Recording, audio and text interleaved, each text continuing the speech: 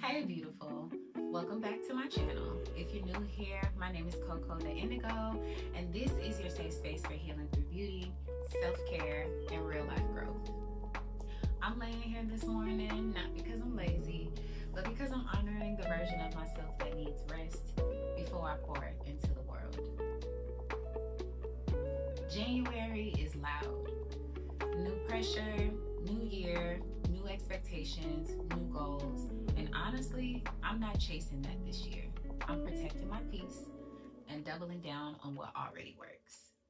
This month is all about consistency, not perfection. It's about returning to what works instead of abandoning myself every time the calendar changes. We are not starting over, we are continuing. Last year taught me so much about discipline, burnout, resilience, and growth. And the biggest lesson is this: growth is not glamorous, it is repetitive, it is quiet, and it is lonely sometimes, but it is sacred. Discipline in the morning for me looks like saying 3 things I'm grateful for before my feet even hit the ground in the morning. Starting with a calm mind and slowly easing into my routine with the kids, it looks like finishing up my cup of coffee while it's still hot. Discipline in the evening means quiet time by 8 p.m.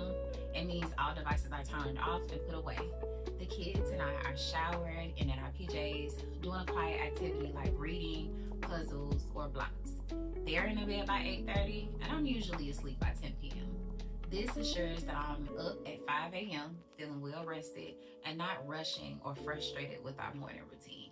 Creating routines and schedules and sticking to them helps me avoid burnout. Even my cleaning routine is on a time limit. No, I am not spending my whole weekend scrubbing floors and doing laundry, because after we showered and taken off those dirty clothes for the day, I throw a load in the washer, then I throw them in the dryer before I lie down. It's me and 3 kids living in this house, and I refuse to have 10 loads of laundry to do in one day.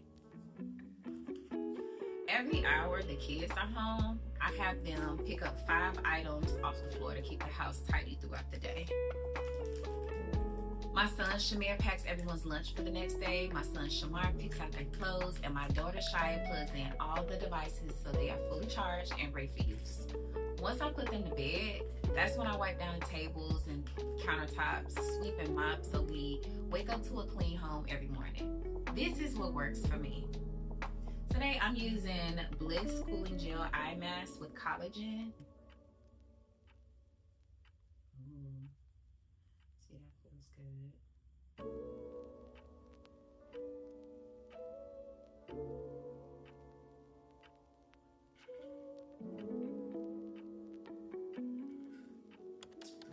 I am both love and light and rage in war.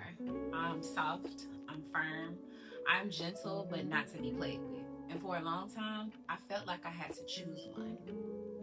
But healing taught me that softness does not cancel out my strength, and my anger does not cancel out my kindness. They can coexist, and actually, they protect each other. This is what January is about for me: honoring my whole self. 3 months ago, I chose singleness over a relationship that just wasn't aligned with who I am, who I want to be, and where I'm going.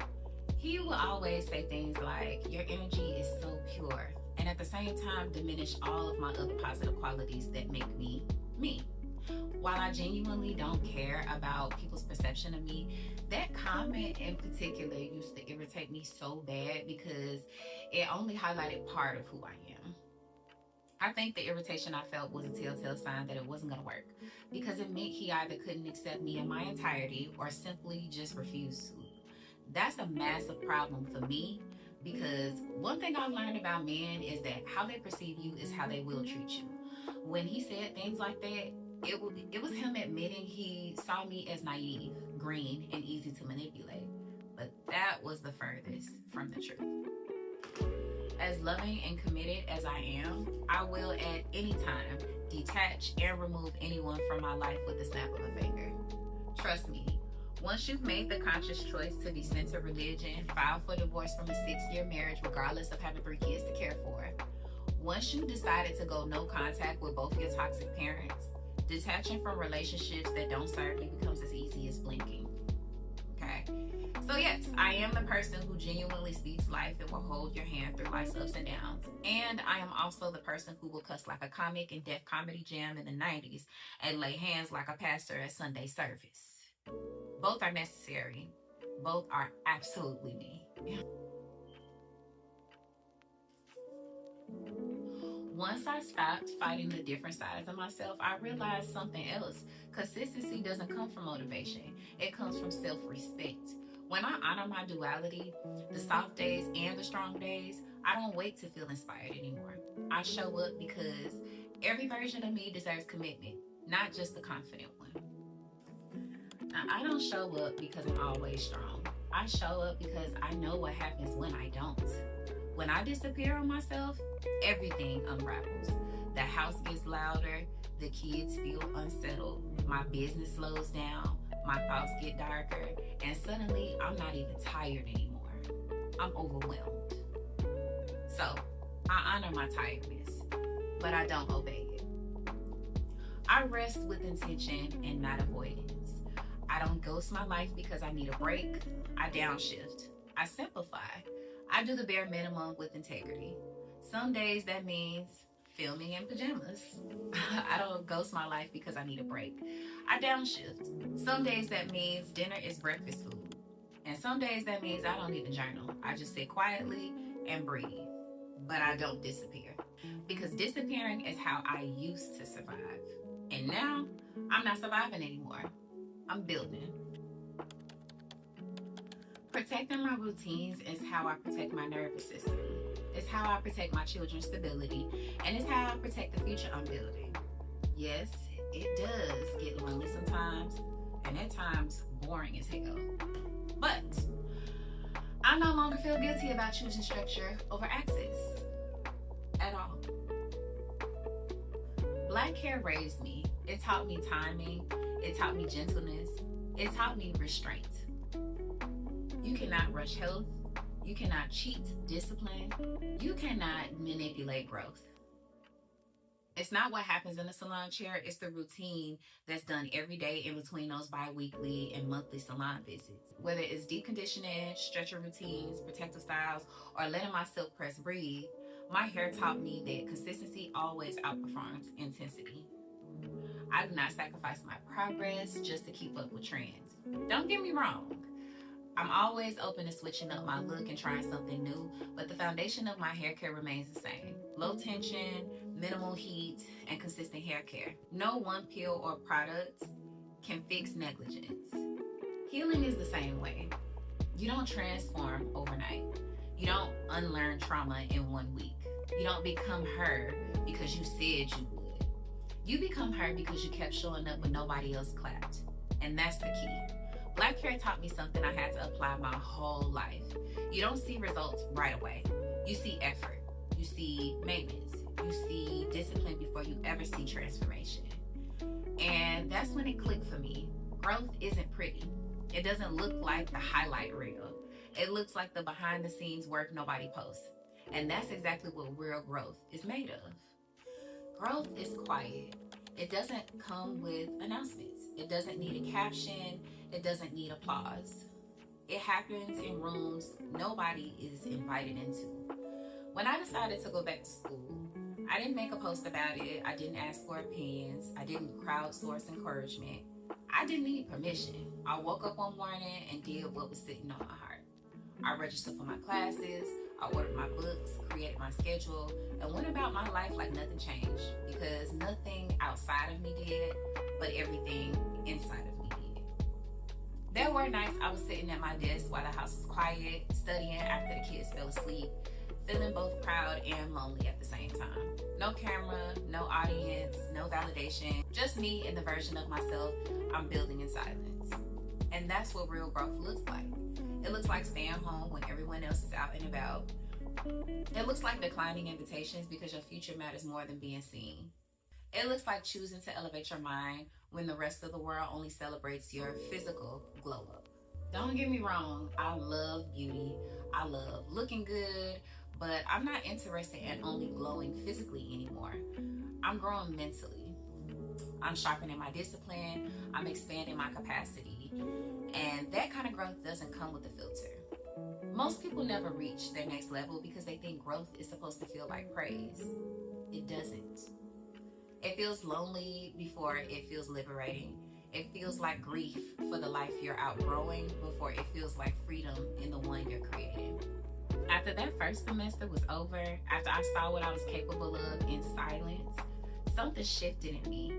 I stopped feeling the urge to perform my growth. I didn't need to prove anything to anybody anymore. I didn't need to start over, announce a new era, or pretend I was a brand new person just because the year changed. I already did the work. I already built the discipline. I already showed myself what I'm made of. And that's when I realized I don't need a reinvention. I need a recommitment.